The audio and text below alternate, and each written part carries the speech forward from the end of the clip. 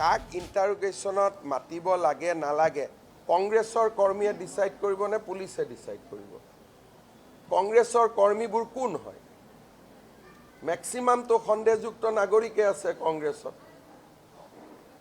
যোৱাকালি যে কংগ্ৰেছৰ মিটিংবোৰ হৈছে তাততো মেক্সিমাম সন্দেহযুক্ত নাগৰিকবিলাকেই কংগ্ৰেছত আছে, হয়নে নহয়? কংগ্ৰেছত 70% কংগ্ৰেছৰ মেম্বাৰটো সন্দেহযুক্ত নাগৰিক।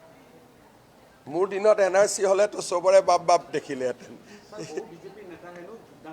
আৰে বিজেপি নেতা যোগদান কৰিব পাৰে। আপোনালোককে মই সুধিলোঁ, যেতিয়া কংগ্ৰেছৰ নেতাবোৰ বিজেপিত যোগদান কৰি থাকে তেতিয়া আপোনালোকে নিউজবোৰ কেনেকুৱা বজায়? আমিতো কংগ্ৰেছৰ নেতা বিজেপিত যোগদান কৰি আছোঁ। কংগ্ৰেছৰ নেতা বেছি বিজেপিত আজিলৈকে যোগদান কৰিছে নে বিজেপি নেতা কংগ্ৰেছত যোগদান কৰিছে?